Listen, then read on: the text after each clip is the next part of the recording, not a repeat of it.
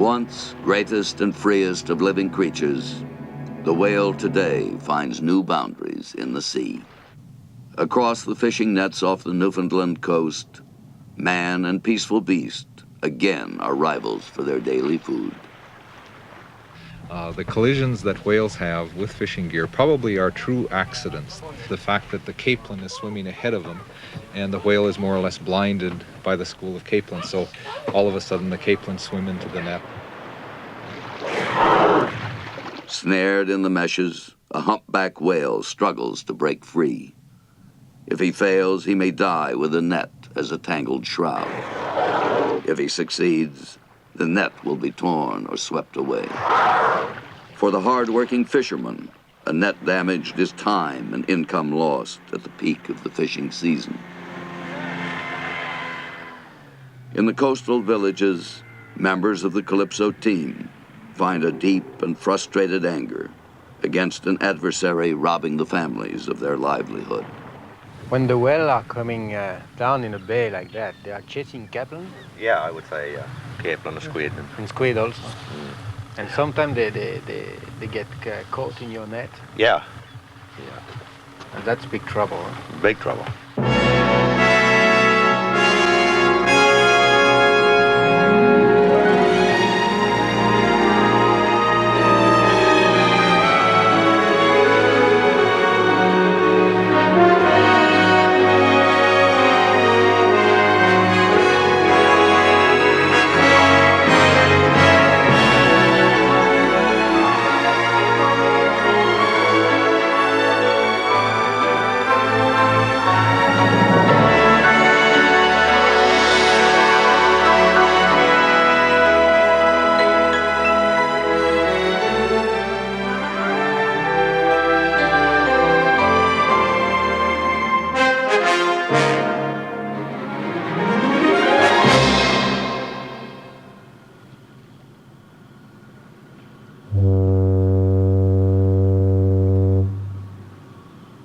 At the end of its long journey from the Great Lakes to the sea, the St. Lawrence River at last enters a world without edges, a watery domain in which all things are blurred and ships seem no more than phantoms.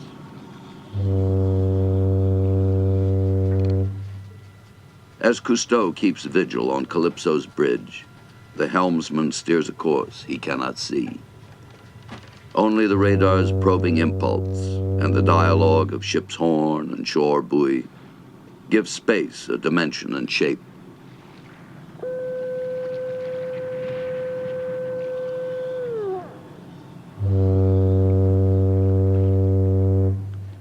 Here off Newfoundland's coast, the confluence of the cold Labrador Current and the warm Gulf Stream has created one of the great fishing areas of the world.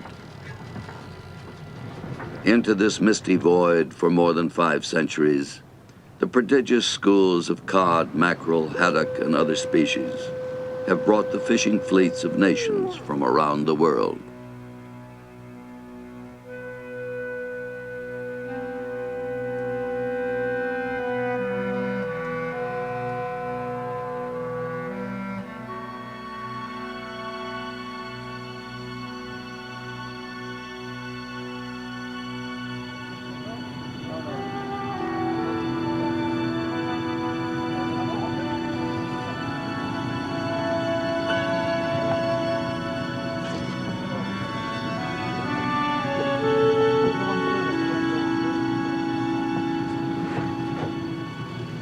Led by Albert Falco, members of the Calypso team prepare to make a journey into the past.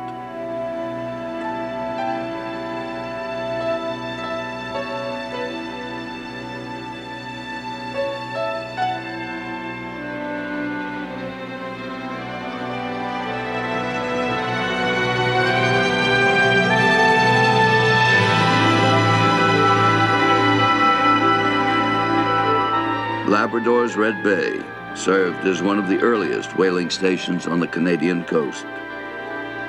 Here, the Calypso team ties the Zodiac to the research barge anchored above one of the first known wrecks in American waters.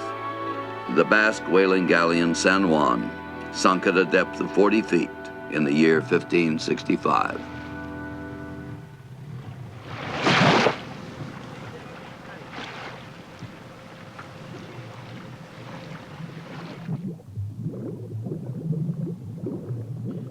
In the clear, icy waters of the bay, the divers descend to the site not far offshore, where the 400-year-old ship now lies exposed. With silt and debris pulled away by suction pumps, overlaid by aluminum framing for easier systematic study. Each board and fragment can be identified and labeled. Now occupied by later stowaways, the oak planks and even the staves of its ruptured barrels have been remarkably preserved during the ship's long centuries of oblivion by the fine silt, the protected position, and the frigid waters of the Labrador Current. Meticulously, a Canadian marine archaeologist makes notes describing each artifact, its precise location, and presumed function.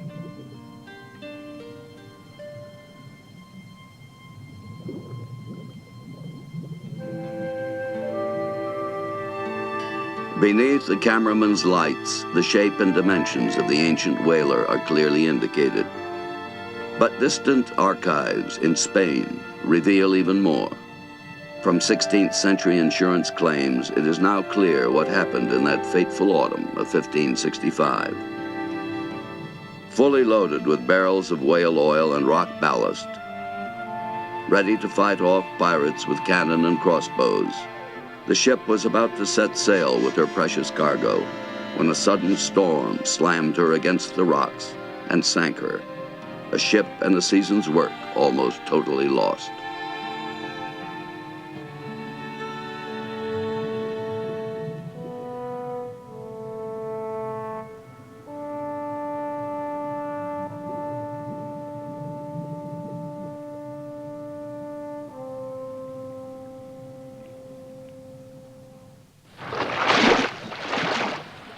Back from the frigid depths, Falco and his teammates find a darkling world in many ways little changed since the San Juan went down.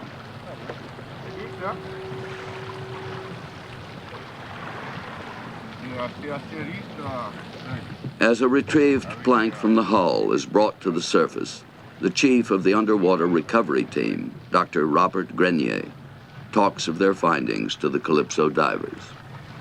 C'était apparemment un baleinier basque qui était tout prêt à partir pour l'Espagne, probablement l'automne. As an example of 16th century shipbuilding, says Dr. Grenier, the sunken Basque whaler is a particularly interesting archaeological find. Les types d'architecture navale à l'époque, quelle sorte de bateaux les baleiniers basques utilisaient. D'après les dimensions approximées. According to the approximate dimensions found on the seabed, the San Juan was unusually large for the time, with a weight of about 300 tons. On the map, he indicates the site of the wreck, deep and close to shore, an ideal place to bring in whale carcasses for processing.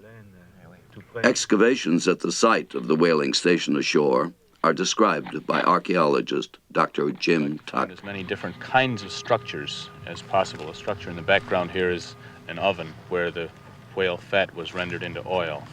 Do you know why they chose this place? Well, I think it's a combination of things. First, of course, it's a good spot for whales. That's the prime consideration, I guess. But it's the harbor, it's probably the best harbor on the coast for many miles in either direction. They chose always to settle on the inside of islands rather than the seaside or in sheltered spots on the mainland, and always where there's deep water. So they could roll a carcass of a whale or tow the carcass of a whale right in here, do their cutting in or butchering very near the shore, chop up the blubber and mince it, put it in barrels, and then put it in the ovens with a minimum of dragging things around.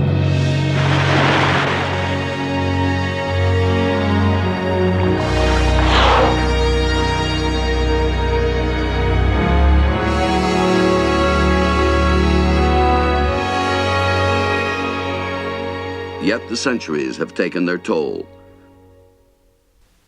For unnumbered generations, the humpback has followed the ancestral pathways on its yearly migrations to calve in the warm Caribbean, then returned to the Arctic in early summer.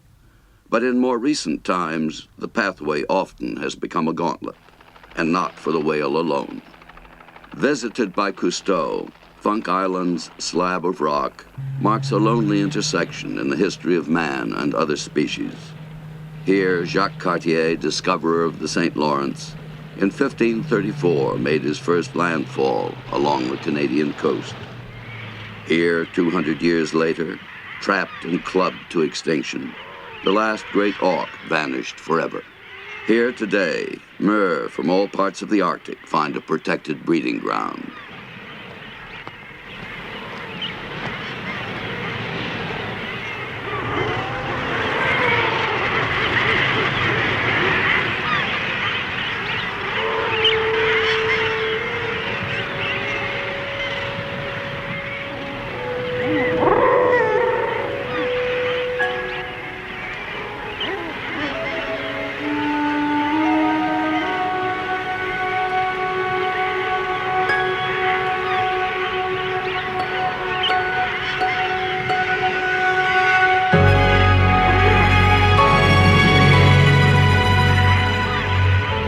Though the island is shared with other birds during the breeding weeks, the murre are by far the dominant group.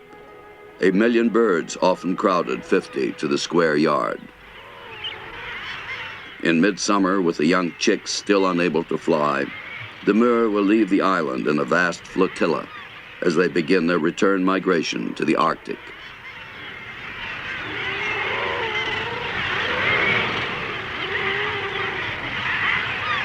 Unlike their cousins, the penguins, the adult murre are strong flyers when airborne. Yet because of their bulky bodies, they have trouble getting off the ground.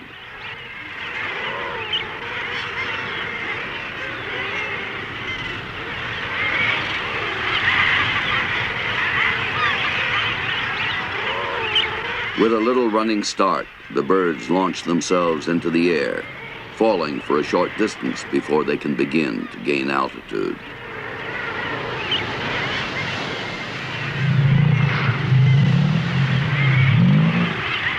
Some don't succeed on the first attempt and fall into the sea, must laboriously climb back to the top of the island and try all over again.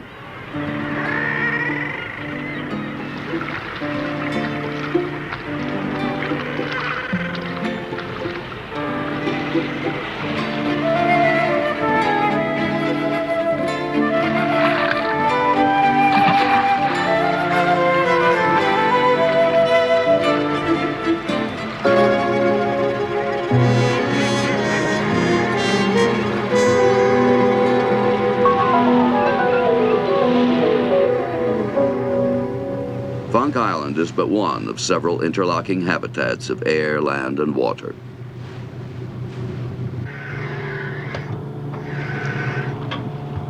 As Calypso stands offshore, the diving saucer with Colin Monnier and Falco aboard is readied for a journey into the cold waters of the Labrador Current.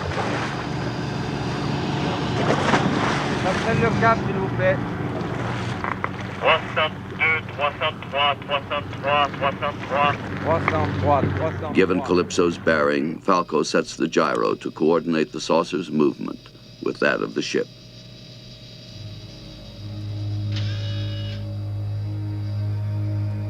At last, the saucer enters that hidden domain where space is defined in water instead of air, and strange organisms hang like constellations in the night. Out of the darkness, like some incandescent celestial body, a jellyfish comes into view, hovers briefly near the saucer, then sinks away.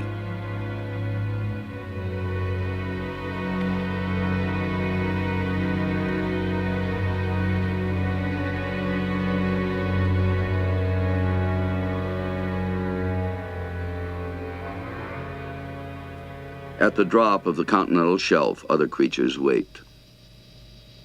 Here the cod, perhaps the most hunted quarry of the Newfoundland fisheries, swim by the sunken walls of the shelf, canyons carved in Earth's remote geologic past, ledges dotted with scattered anemones.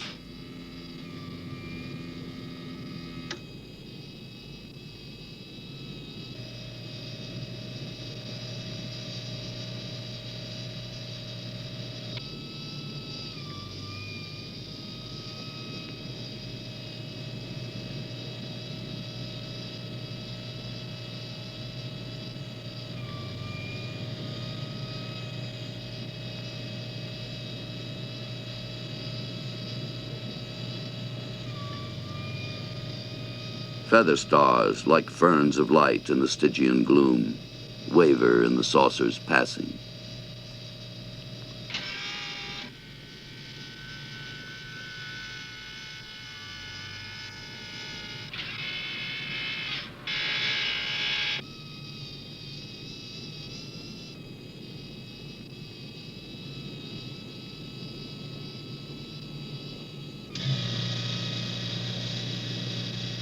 Far below, the voyagers find the seafloor covered with jagged rock, shattered by icebergs, scraping the bottom as they rise and fall in the ocean swells.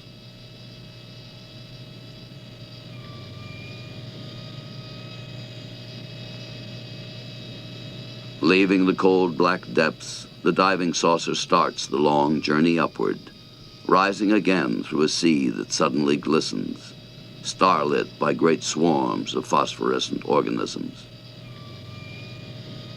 Then abruptly, the saucer and its occupants are back in the familiar world of the surface, met by friendly teammates who shepherd them back to Calypso.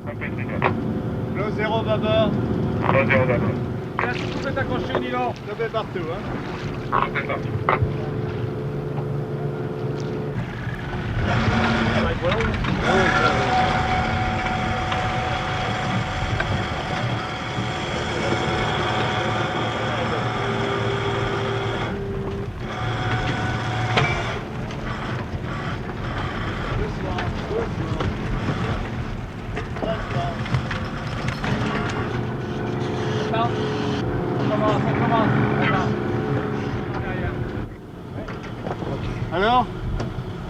Eh bien, c'est intéressant, là, au point de vue géologique surtout.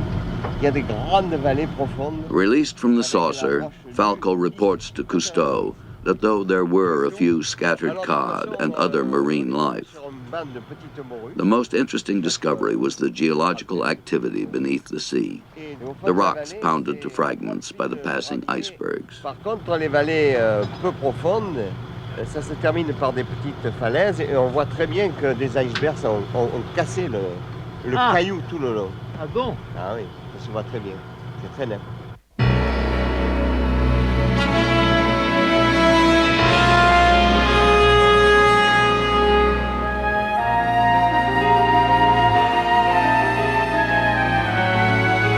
Year by year, broken from the vast glaciers of Greenland and the Arctic coasts of Canada, the icebergs drift southward in stately procession, huge floating islands, endangering Atlantic ship routes and fishermen's vessels along the Grand Banks.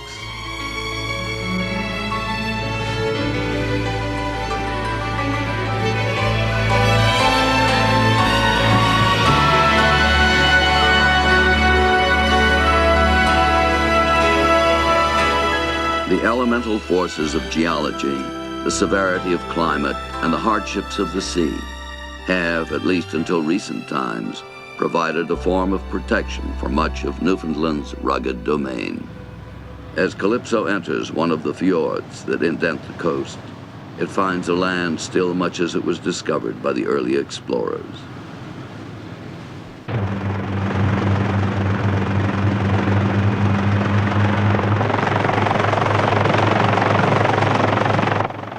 A flight of the Calypso helicopter soon discloses a terrain in which man is still an alien presence.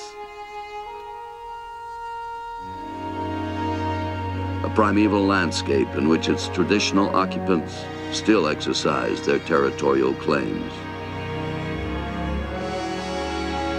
Here, moose and other wild creatures can still raise their young in relative tranquility. Here, at least, in Earth's shrinking spaces, man has not yet crowded a fellow tenant off the planet.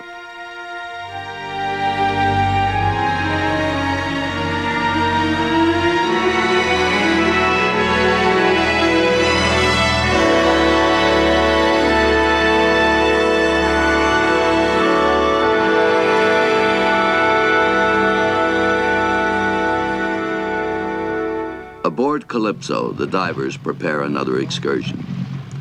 Unlike the creatures of the wild, man is not the prisoner of a single environment, confined to terrestrial exploration. With his machines and technology, he can cross the thresholds of worlds other than his own. Born by the Labrador Current, a small iceberg has drifted not far offshore. Now in the Zodiac, two of the Calypso divers, Raymond Cole and Bruno Capello, prepare to explore the wilderness that lies below the surface of the sea.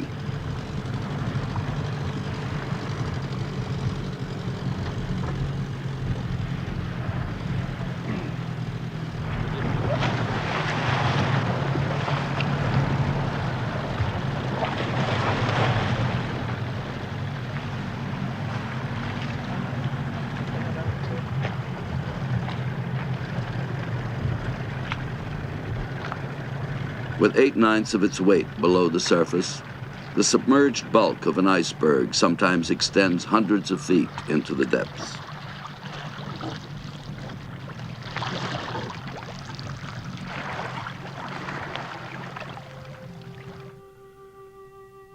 As the divers descend, the lights at first reveal only the frozen white wall and green water. Then, abruptly, a lion's mane or stinging jellyfish appears like a stain against the gleaming ice.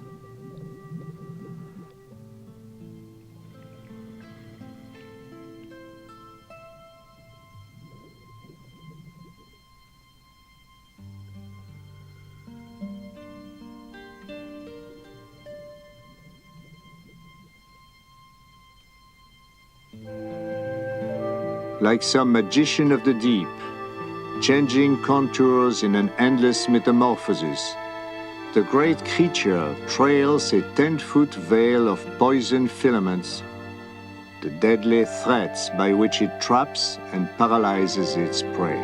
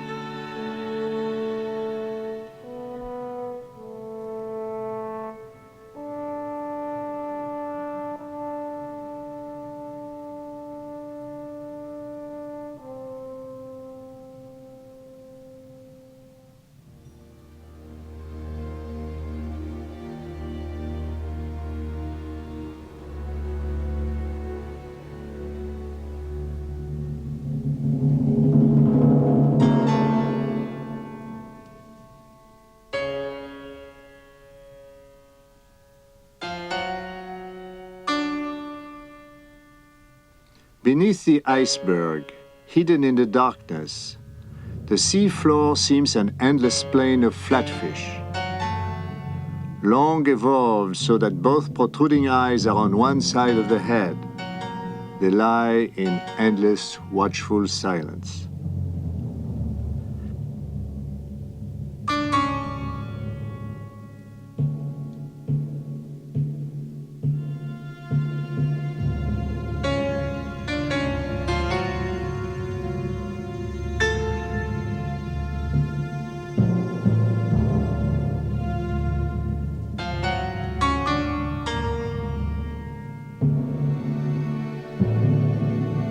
Yet startled by the diver's lights, there is a sudden undulating movement.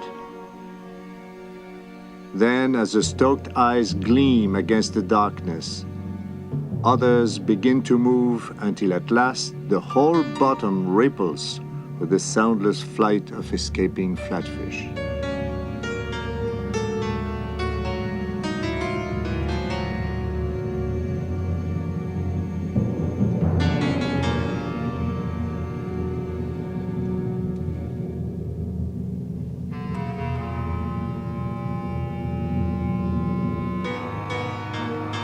The fleeing flatfish startle another truculent scavenger of the bottom, the ugly horned fish, the sculpin. Unloved by fishermen, the sculpin is both inedible and hazardous to catch, for its teeth and raised spikes can inflict a painful wound. Yet, in this theater of the deep, there are other grotesques as well. The red scorpionfish,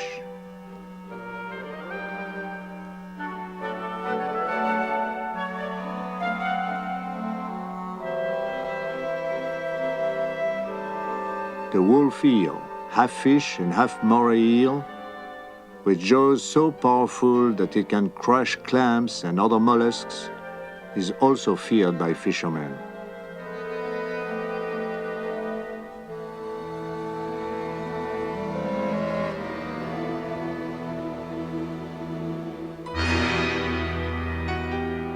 Lying in its lair, another death's head apparition waits for possible prey.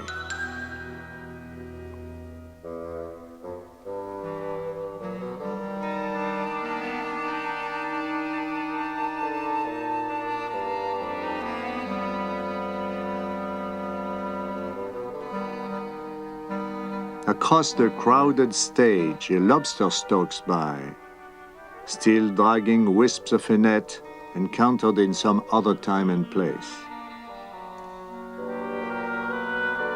Again, the quarrelsome sculpin is quick to take offense.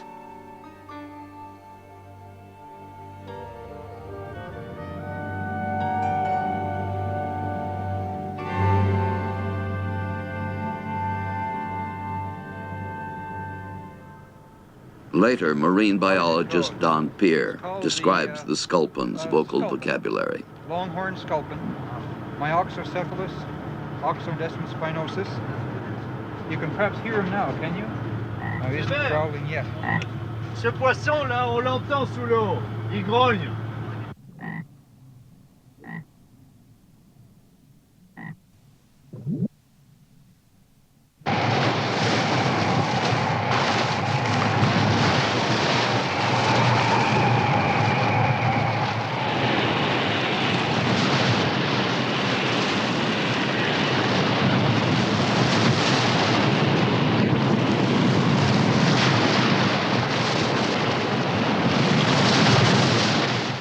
Caught in a summer storm off the coast, Calypso labors through heavy seas.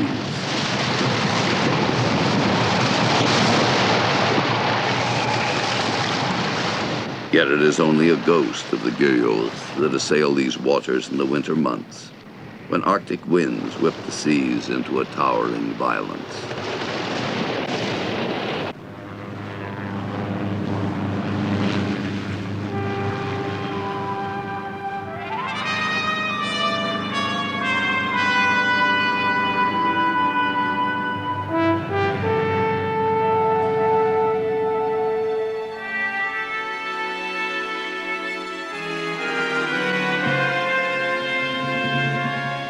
Along the coast, along many a spit of land or shallows, the ocean fist has left its mark. Here on one of the offshore islands, the helicopter discovers the stranded hull of a one-time Liberty ship lifted bodily ashore by 70 to 80-foot waves, mute evidence of the power of the sea.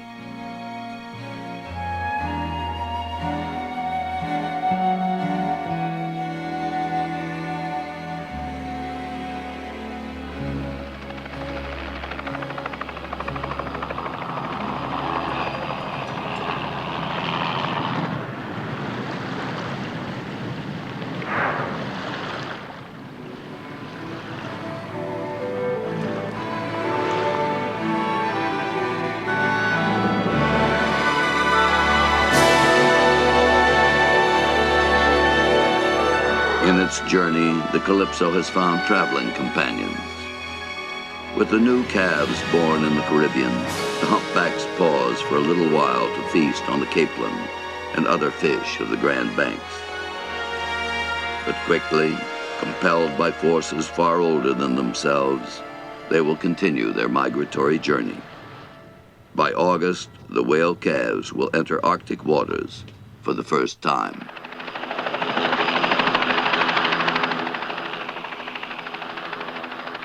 Once a center for the great fleet of sailing ships that came from Europe to fish the Grand Banks, the islands of Saint-Pierre and Miquelon remain a tiny vestigial holding of France's one-time vast colonies in North America.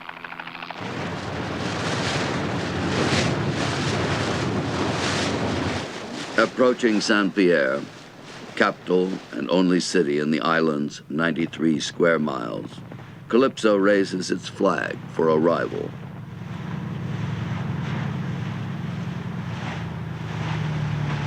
Soon thereafter, the harbor pilot comes aboard to guide the ship through the maze of channels and shallows outside the port. Bonjour. Bonjour, commandant. Bonjour. Voilà, commandant. Non, non, non. Bonjour, commandant. Vous, j'ai pas mon verre, comme président pour bienvenue à bord. Merci. Bienvenue à Saint-Pierre. D'accord. Merci. C'est la première fois. Oui, on vous connaît très bien ici, il n'y a pas de problème. Et on est arrivé avec le moteur. Welcome to the bridge. The pilot agrees with Cousteau that it is an astonishing sunny day for a region more often fog-bound during these summer months. Ah, c'est des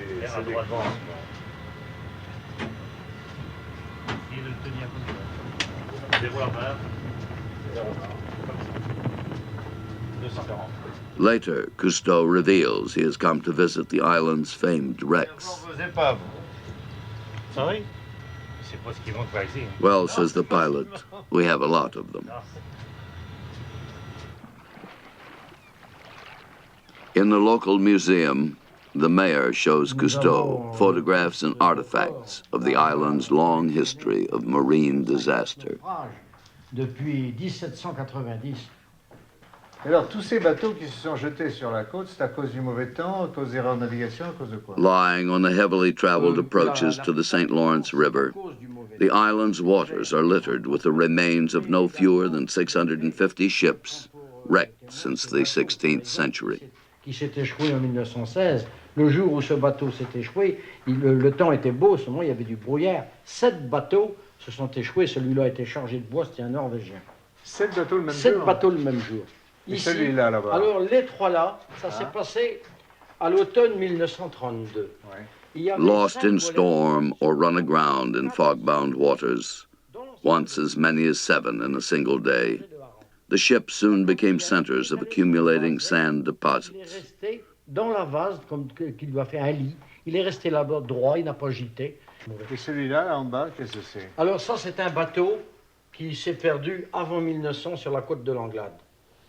La nature ici a fait autre chose. Over the centuries, the carcasses of the lost vessels have become the ribs of a new isthmus, which did not exist before. Qui se sont terminés souvent par des drames, des tragédies, des actes d'héroïsme aussi.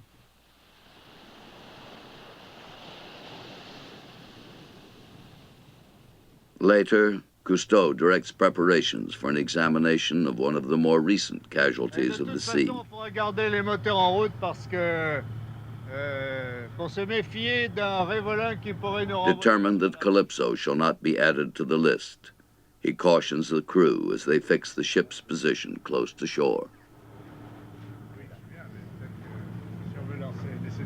Il y a Raymond qui est parti devant.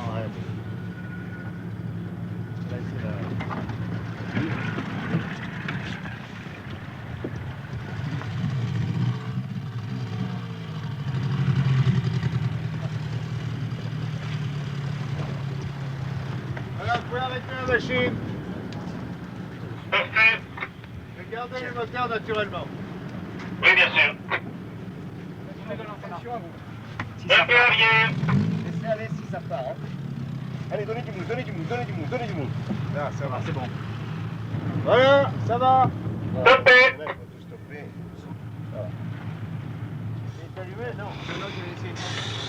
Aboard Calypso, Falco, Cole, and Delamotte prepare their descent into the treacherous currents of the Straits of Langlade that swirl about the wreck.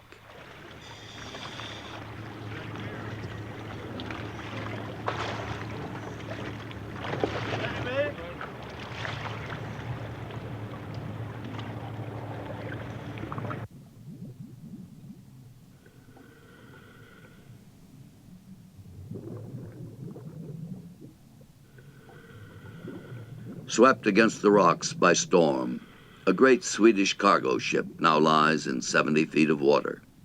Its broken propeller, a forgotten memento of man's long and troubled history with the sea.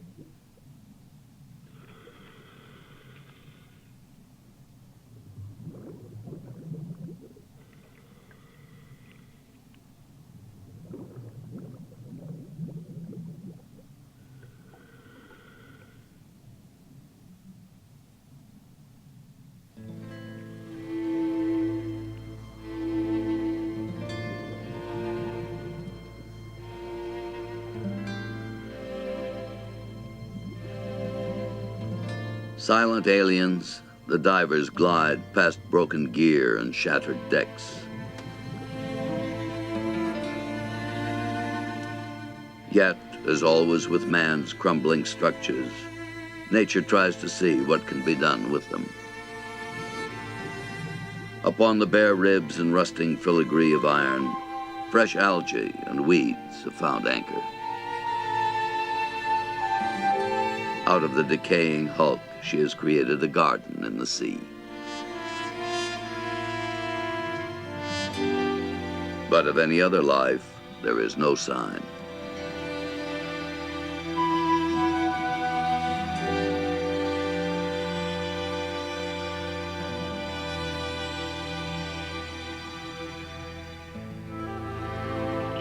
Baffled by their fruitless quest, the divers emerge from the wreck. Already, despite their suits, the frigid temperatures of the Newfoundland waters have begun to invade their bones. Chilled, they eagerly return to the surface.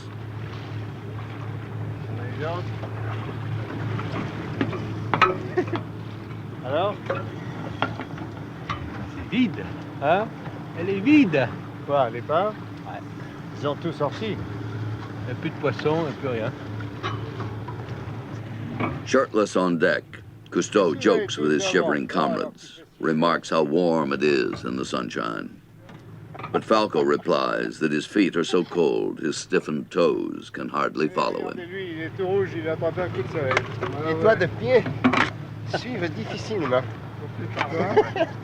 Les doigts de pied suivent difficilement. Au bout des palmes.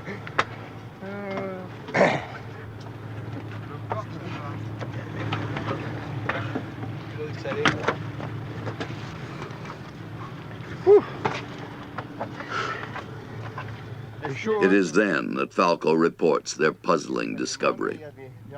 In a wreck which ordinarily attracts and shelters various aquatic species, at the peak of the season in waters famed for the richness of their marine life, the divers have seen no fish at all.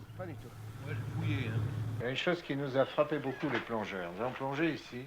With Don Pierre and Dr. Forrest of the Saint Pierre fisheries, Cousteau discusses the mystery of the absent fish. He suggests the possibility that the fish, even at the height of the season, must come in great schools or waves with barren intervals between. Si dans cette espèce de désert pour les plongeurs, tout d'un coup, il n'arrivait pas une horde de poissons, des arrivages massifs d'une espèce, et puis l'espèce s'en va, et une autre espèce arrive, etc. C'est pas comme ça que ça se passe. C'est un peu ça. Forrest agrees that there are pauses, at least between species.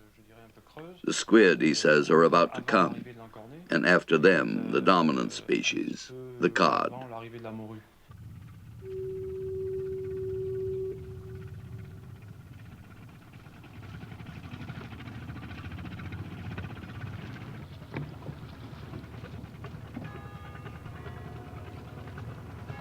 The great trawler fleets, whose nets bring in massive catches, pass through the pauses without strain.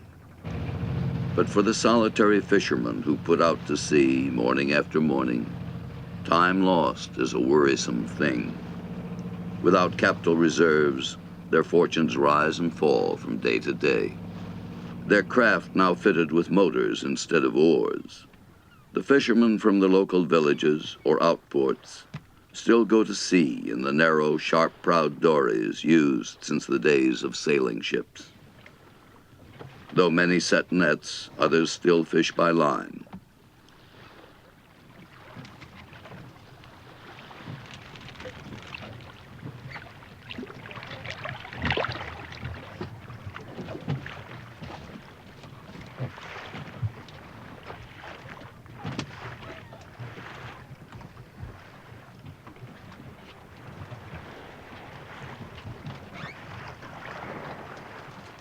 Carrying rows of hooks, the lines are a more discriminating method than the trawler nets, bringing in better fish with far less waste or destruction to the habitat.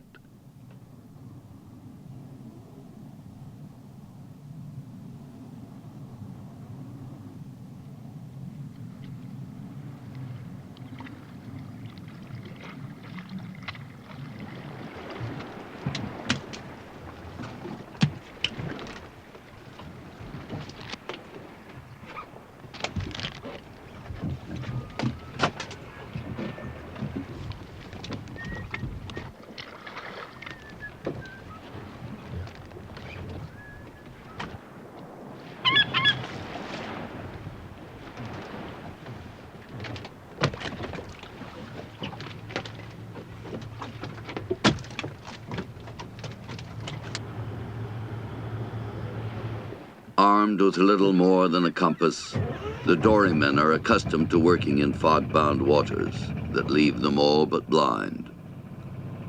Caught in a sudden storm or other mishap far from home, they regularly run the risk of becoming a new statistic in the long roll of human casualties at sea.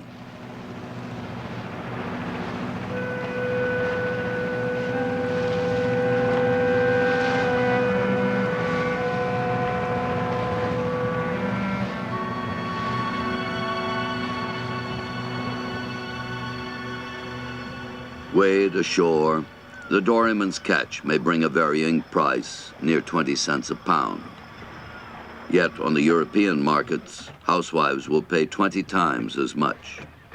A staggering disproportion of income between middleman, retailer, and the hard-working fishermen who take the risks. The whale's economy is more direct. What matters is not price, but availability. At the moment, the whales are joyously feeding on the newly arrived squid.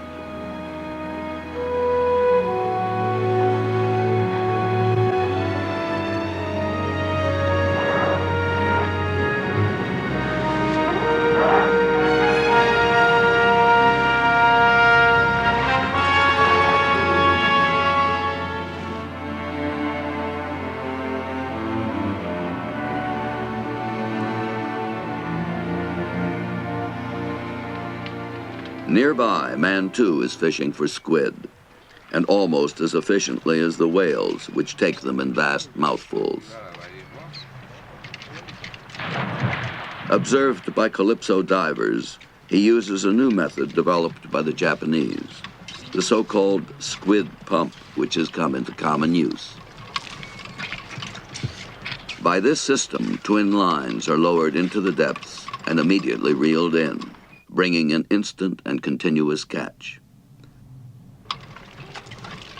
The trick is quite elementary and openly sexist. At each barbless hook is a lure resembling a female squid.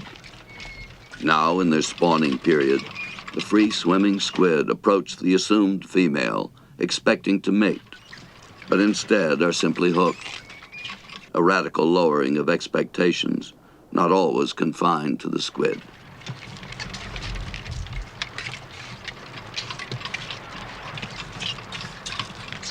Caught, the squid in reflex resort to the only defense they know. They discharge a cloud of ink, sometimes useful in making a quick escape. But for these, it is far too late.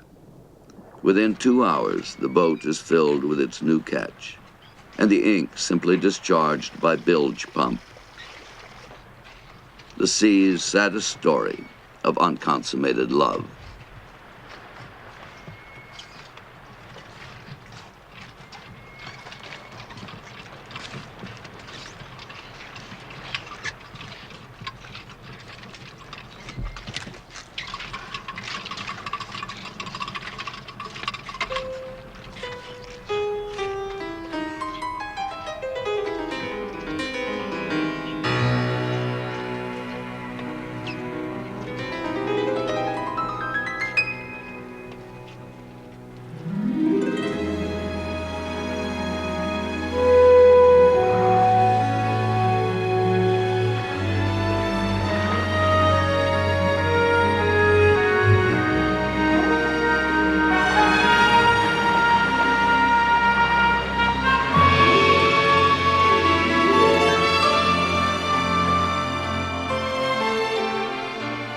for the whales, a much more dangerous presence has now appeared.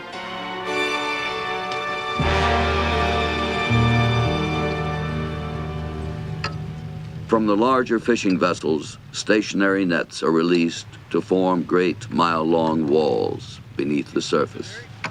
No longer made of cotton or more breakable strands, these new nylon nets can snare even whales. Anchored to the bottom and hung from floating buoys, the thousands of nets form a vast system of barriers that may extend more than 20 miles offshore.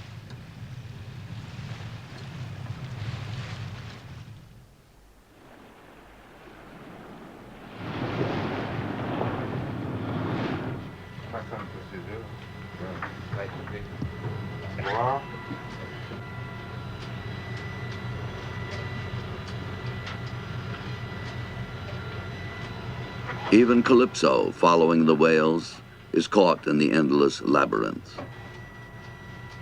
Aided by a watchful call on the bridge, the helmsman tries to avoid fouling the nets as he threads a zigzag course among the endless array of buoys that lie across his path.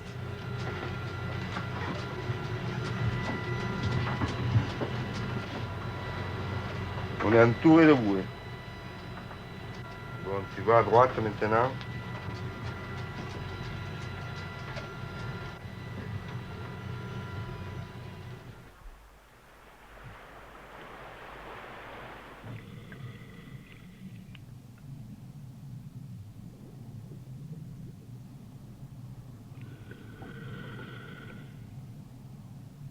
Yet beneath the surface, the nets are hidden walls of death, designed to trap the most edible and valuable species, the mackerel, the haddock, and the cod.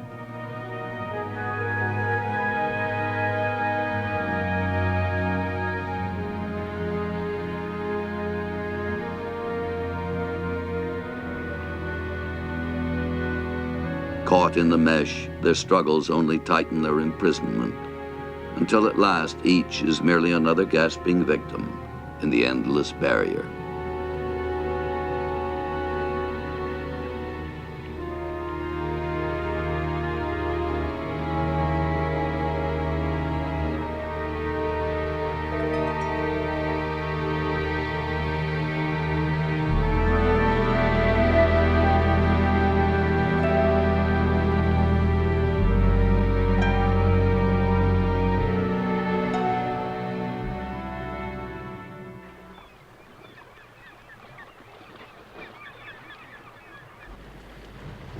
Attended by the circling birds, a group of fishermen slowly haul in the great net with its cargo of dead or struggling fish.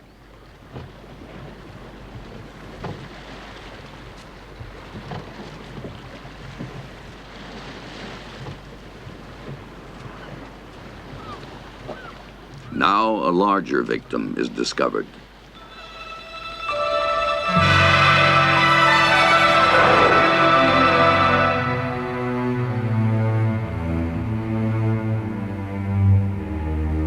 A humpback whale blows and thrashes at the surface. Entangled in a twisted net, it is held fast by the anchor cable.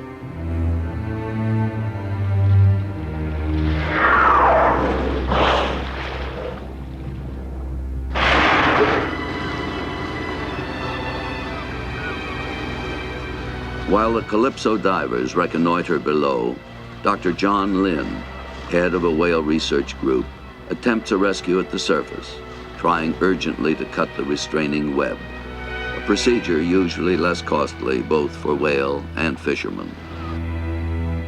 Killed by an angry fisherman's gun, the humpback, unlike other whales, simply sinks to the bottom, making recovery of the net certainly impossible.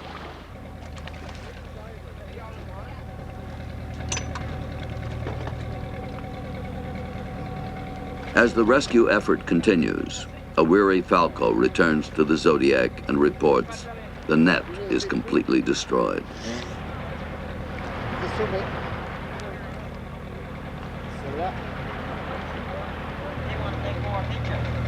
Later, after the humpback has been successfully released, Dr. Lynn tells of his group's progress in helping both whales and fishermen.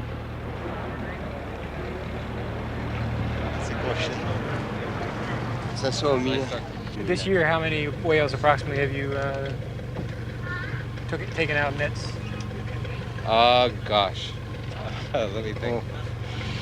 We've probably hit on the order of 45 calls so far this year. We'll probably have double that number throughout the summer.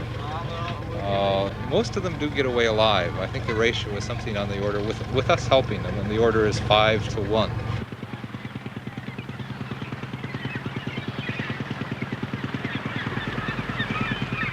But back in the harbor, as the fishermen clean their catch, Delamott finds a more skeptical attitude. You have seen the whales on the net today? You have seen the whale? Oh yeah, Whales on the net today? Is that the big trouble for you? Oh yeah, it's a problem, but not as big a damage as the crab, you know? Uh-huh.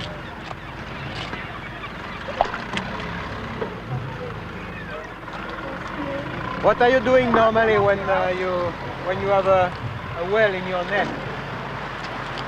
They mostly they take the net and go over them. What? They take the net and go over them most of the time. Yeah. Okay, what we're trying to do is give techniques so that the fishermen can release their own whales. It happens commonly enough that we can't afford to send divers out from St. John's. So the fishermen have to learn to do it themselves, and what we've been developing is ways to work from their fishing boats right from the water surface. One of the dangers for the fishermen is that the whales, once they're tangled up, they keep towing gear and they catch more gear, and it's not uncommon for the same whale to have the fishing gear from 5 or 6 different fishermen and towing it along in the bay. So it's very important from the point of view of the fisherman to get the whale out of the gear and have him swimming some other place. And it's also very important from the point of view of the whale. Well, I think they're a nuisance. I think there should be something done about them. You feel like killing them, you do, yeah. There's a lot of frustration, and a guy get pretty mad about it, eh? And the first thing some guy think about sometimes, you want to shoot the damn thing. The collisions are increasing in frequency, there's no question about that. The capelin bait offshore has been depleted, so the whales have to come inshore to feed on this bait. And that is a primary factor increasing whales inshore. What's the solution for the future? Well, one of the things that Canada has done, which is part of the solution, is not to fish capelin on the Grand Banks. Once that capelin stock replenishes, there'll be more food for the whales, and they'll move off to traditional feeding grounds. And the humpback fishes in the same area as our fishermen do. These are the inshore fishermen. These humpback whales come in the same fishing grounds. They key their fishery on the same bait. The capelin makes the world go round.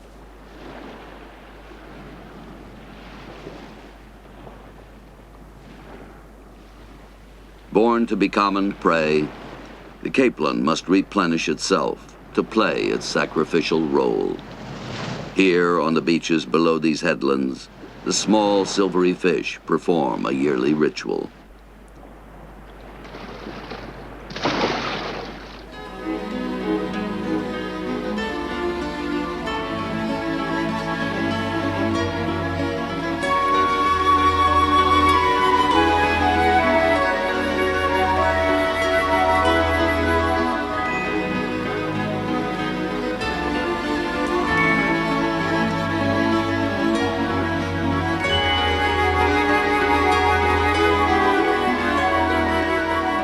Like a vast, insistent tide, the capelin come to spawn in the shallows and are often swept ashore in great windrows of dying fish.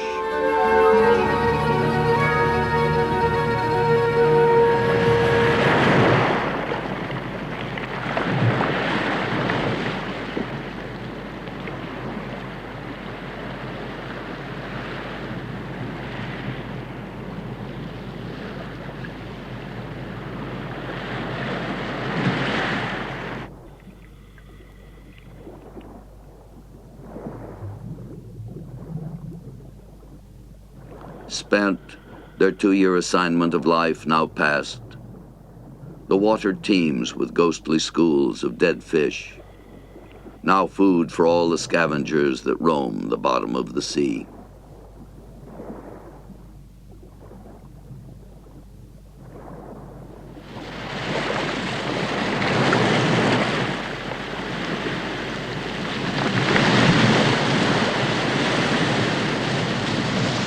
For the few short weeks of the spawning run, the capelin are met by crowds of island householders on the beaches, often filling a single cast of the net with more than a man can carry.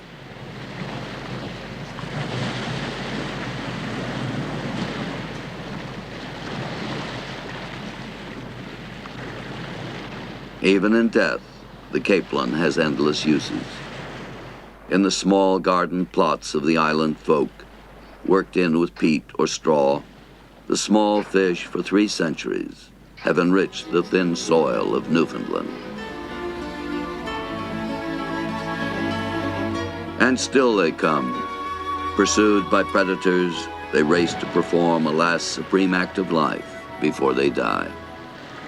Soon, cleansed by crab and bird and tide, the beaches will bear no trace of this annual migration into death. But already the golden spawn will have returned to sea, there to await another year, another tide.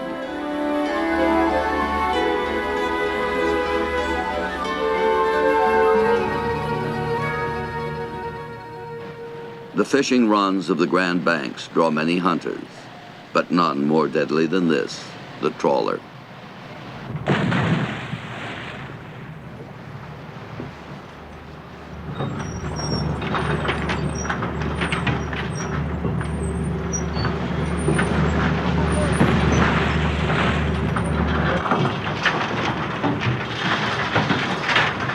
From at least a dozen nations in North America, Europe, and Asia, the great armadas come.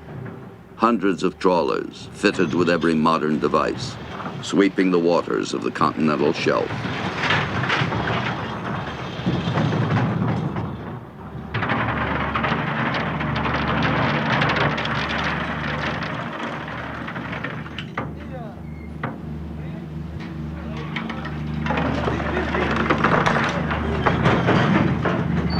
Opened and closed by the action of the great otter boards, the huge trawl nets are lowered at reduced speed and retrieved every 3 hours, day and night around the clock, regardless of the weather.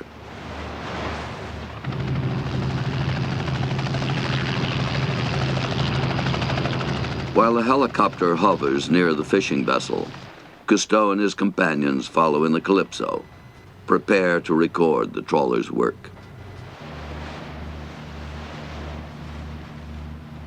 But in catching the fish, there is uncalculated damage to the undersea habitat as the otter boards scrape the ocean floor. Underway on its plotted course, the trawler pulls the net through the waters for the precisely allotted time.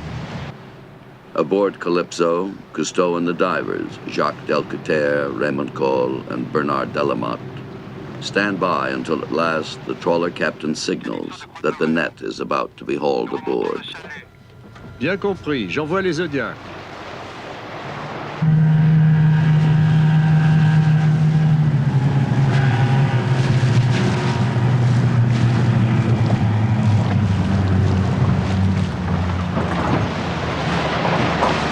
Again, the otter boards, the great gates of the net, are lifted from the sea as the divers prepare to descend. Then swiftly the ship's winches begin to pull in the net.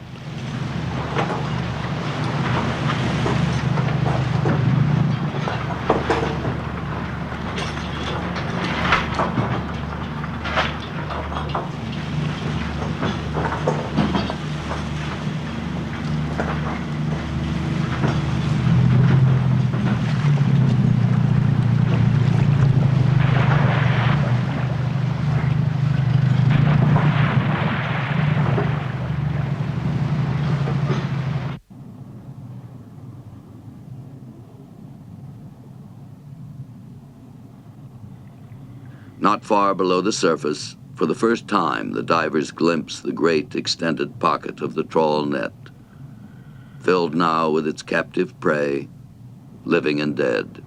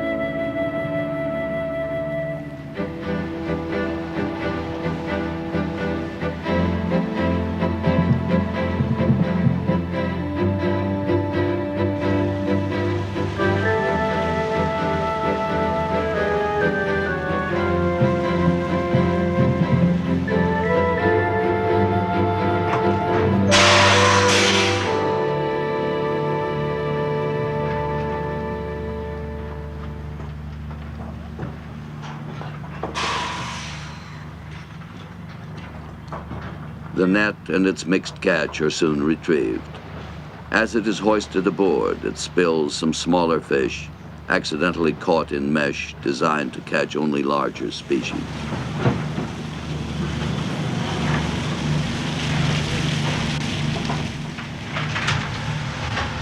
With practiced efficiency, the processing begins.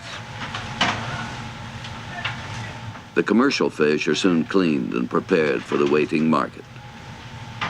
The non-commercial, or so-called trash fish, which constitute approximately half of the average catch, are simply discarded and thrown into the sea, where the waiting birds have an orgy of feeding. It is, some naturalists contend, a prodigiously wasteful method of fishing.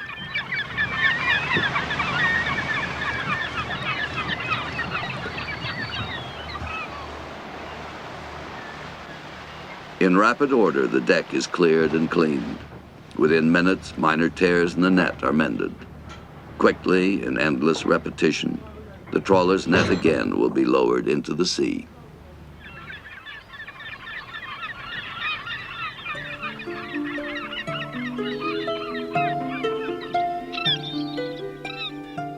Always we have companions, the gulls and terns looking for an easy meal.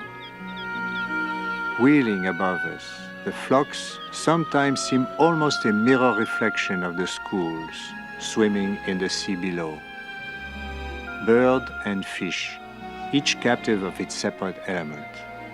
Separate, yet bound each to each in nature's changing design. Each has an inner clock that sets the rhythms of its matings and migrations. A compass pointing the way across tundra and coast or the submerged valleys of the sea. Each must carry to generations not yet born its indispensable gift, life.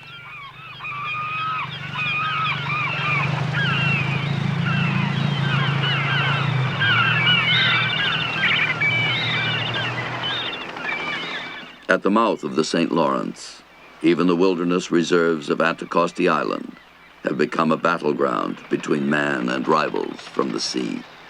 Here, like a harbinger of the fate that awaits many a dying species, lies the hapless hulk of the Montebello. Driven aground by gale winds more than a half-century ago, she is now only a phantom ship, her vacant decks and rigging both death trap and nesting site for cormorants and other seabirds.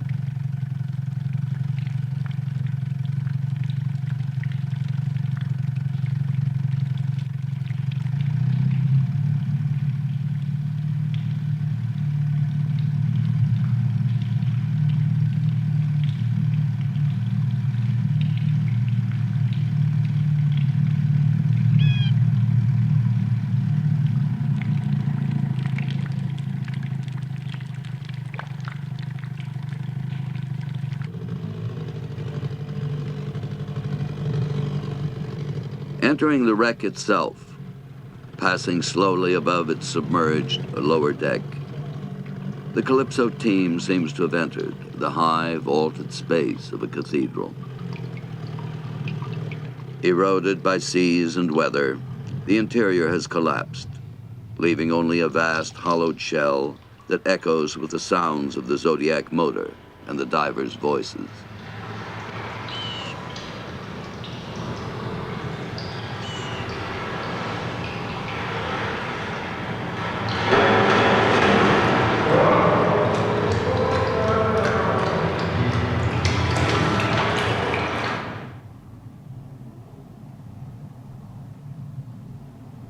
In the shallow waters, the dim daylight reveals the sunken working apparatus of the vessel.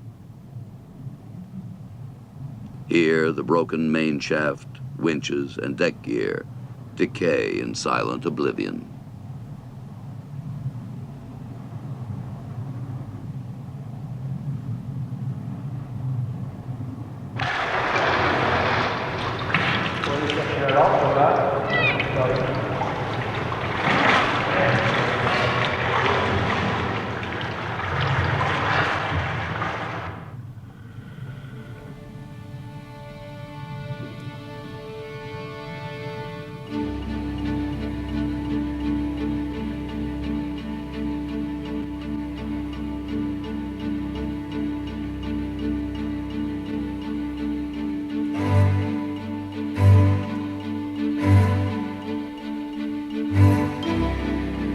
Yet soon it becomes apparent what the real fate of the great ship has become.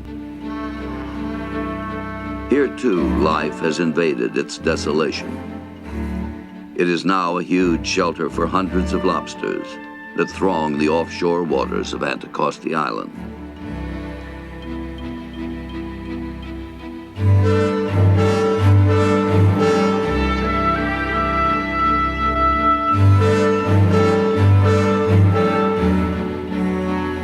Here, through thousands of years, feeding at night and hiding by day, the crustaceans maintained their numbers amid the hunting seals, whose lives followed a reverse pattern of foraging by day and resting by night.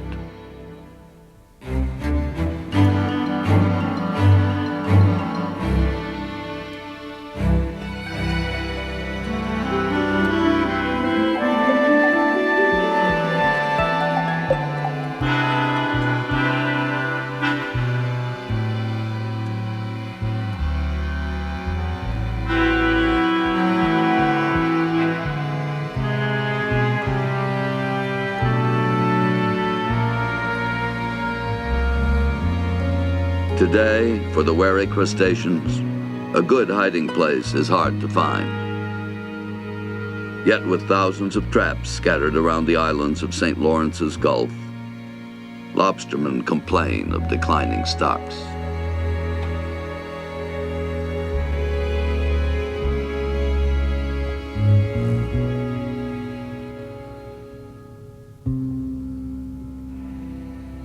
Ignoring their own overuse of a food resource, the lobster men have found a handy villain, the seal.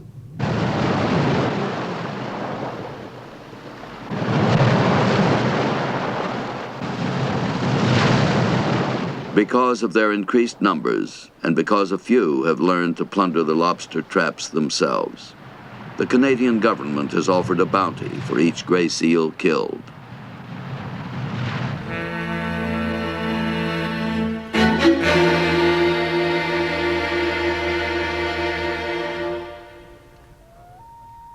Today, paid $50 for a large jaw and $25 for a smaller one, licensed lobstermen butcher seals and can the meat for human consumption.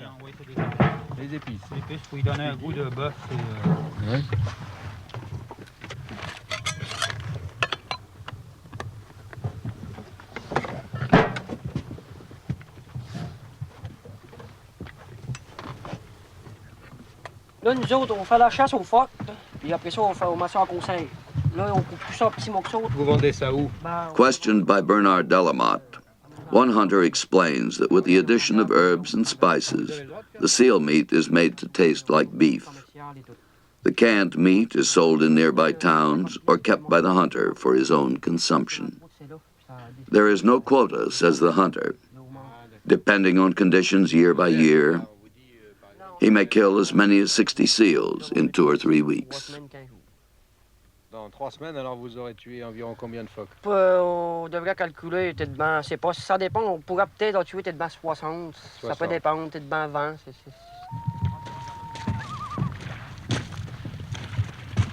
Ah là, le travail continue ici alors.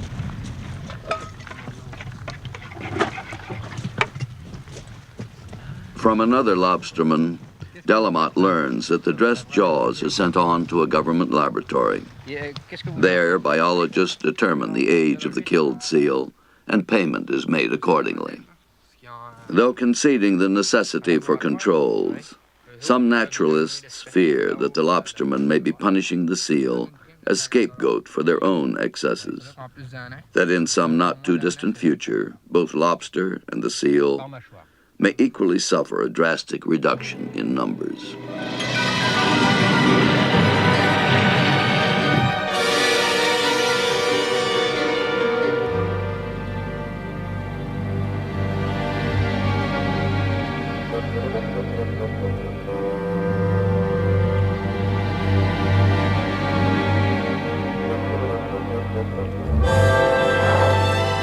A similar fate has overtaken the St. Lawrence's dazzling apparition, the beluga. Aboard Calypso, naturalist Dr. Jean Boulva explains that until recent years there were 5,000 beluga in the lower river reaches. But after fishermen blamed the beluga for reducing their catch, the government paid a bounty for each white whale killed.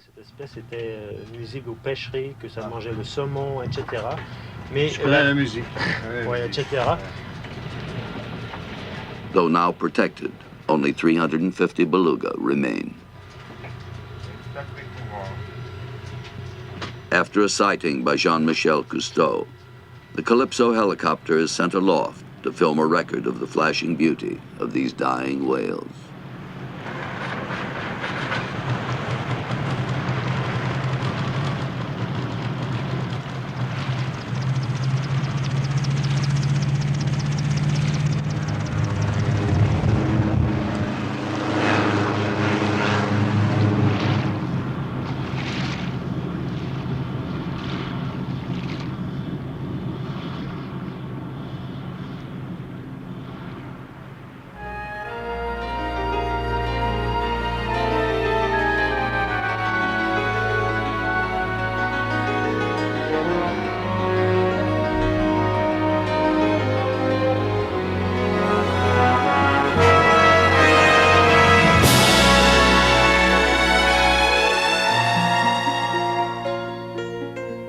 For these two are doomed, the last 350.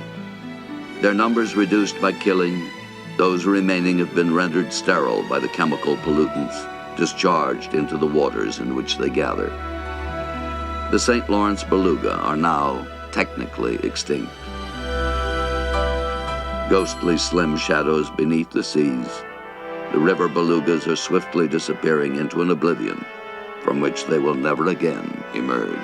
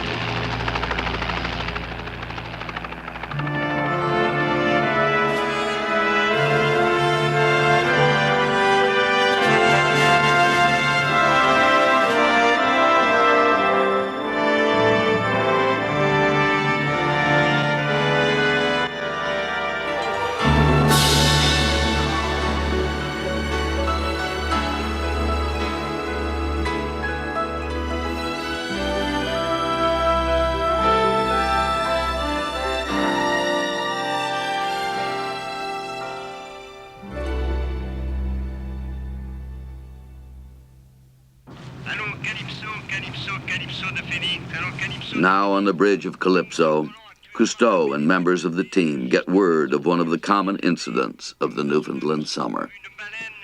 Over the radio intercom, Falco reports that a trapped whale has been sighted from the helicopter.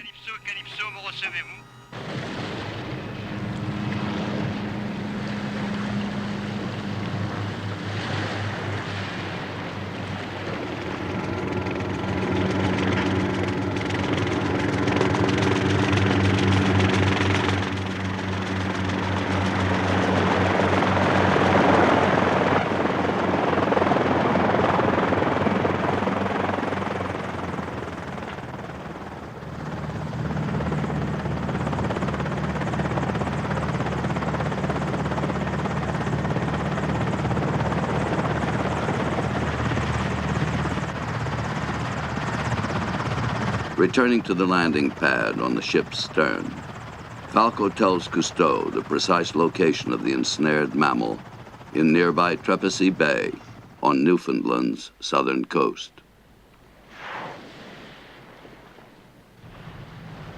Within the hour, Cousteau dispatches a diving team to attempt a rescue.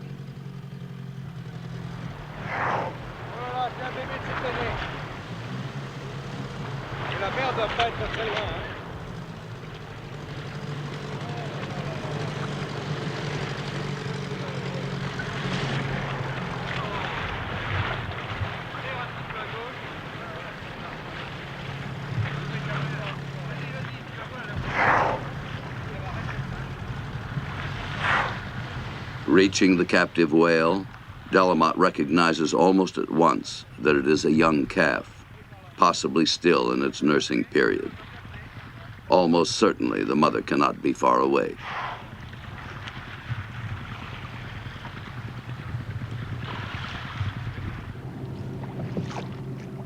Long known for the strong bonds of affection that unite them, mother and calf maintain frequent sound communication as they migrate.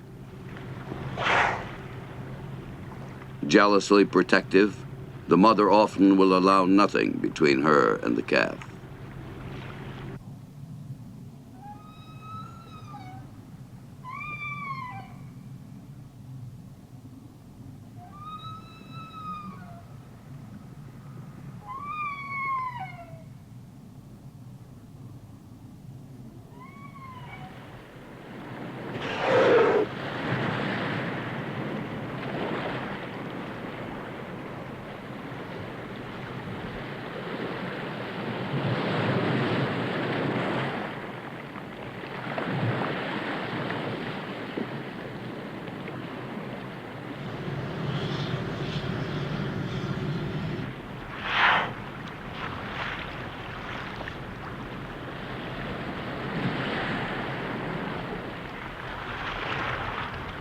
Cautious and watchful, Delamotte and Capello go over the side to watch the young whale's plight from below.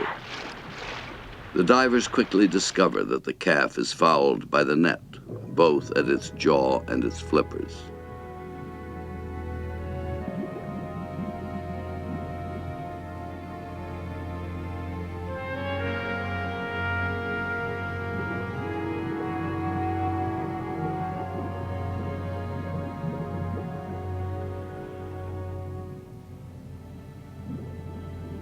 Luckily, the mammal is near the surface and is therefore still able to breathe. Though it must have dragged the net for at least several hundred yards, the net's grapnels have finally arrested its movement. Now, for an uncertain number of hours, the calf has remained fixed in place, breathing but growing steadily more exhausted and resigned. In mute torment, the great eye stares into a sea suddenly hostile and incomprehensible, filled with deadly restraints. As Delamotte approaches, attempting to liberate the great animal from its bonds, the whale senses a new danger. Normally a gentle and even friendly creature, the humpback suddenly surges with fearful energy as it tries to ward off the divers.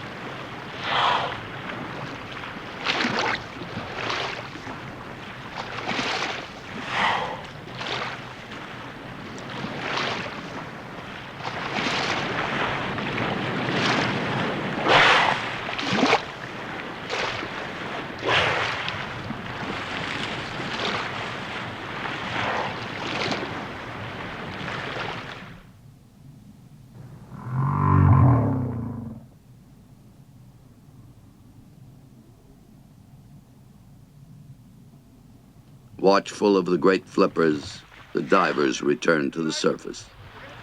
They confer briefly on a new strategy to soothe and reassure the young calf.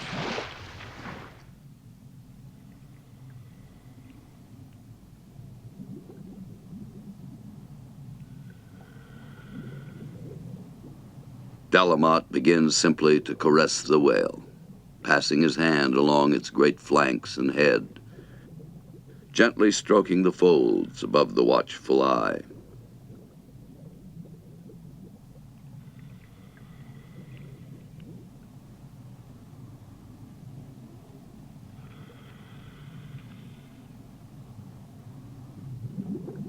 Gradually, the calf begins to grow calmer.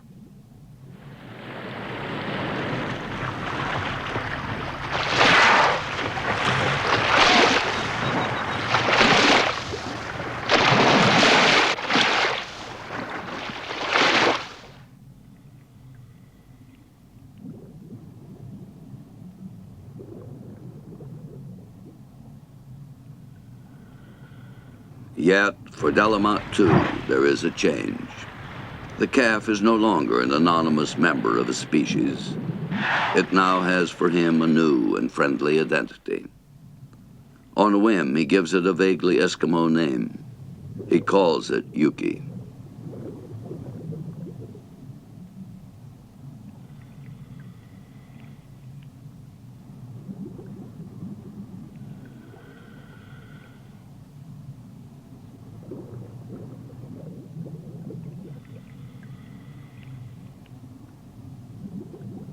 For more than an hour, Delamotte continues his patient ministrations.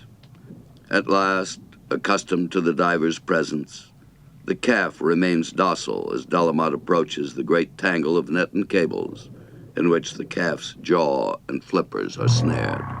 But as he finally attempts to sever the line looped through Yuki's mouth, his knife is too small to cut the nylon rope.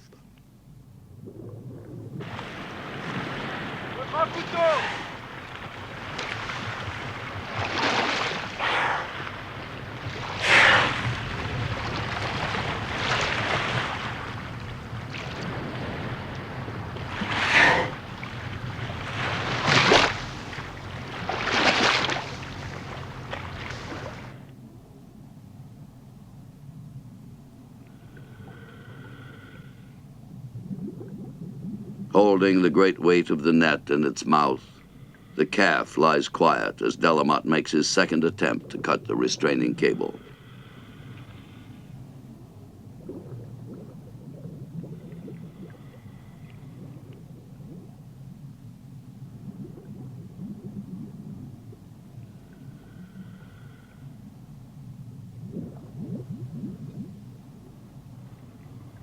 Then, suddenly, it is done. After more than 2 hours of effort, Yuki is free.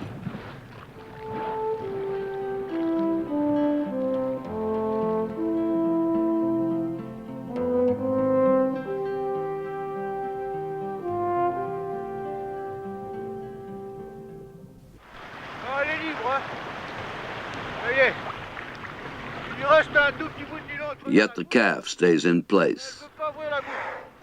Out of weariness or misunderstanding, still feeling the short length of cable left between its jaws, it remains immobilized, unaware that the trap is broken and it is free.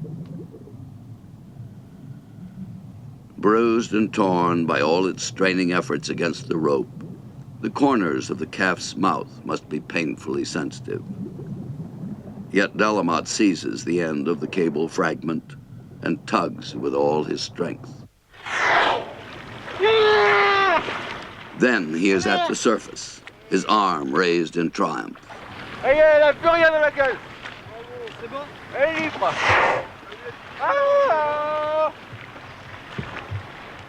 As if at last understanding that it is free, the calf has begun to move. Yet briefly, Yuki seems almost reluctant to leave its rescuers. In some final courtesy, the calf permits Delamotte to climb upon its back. to share for a little while whales frolic in the sea.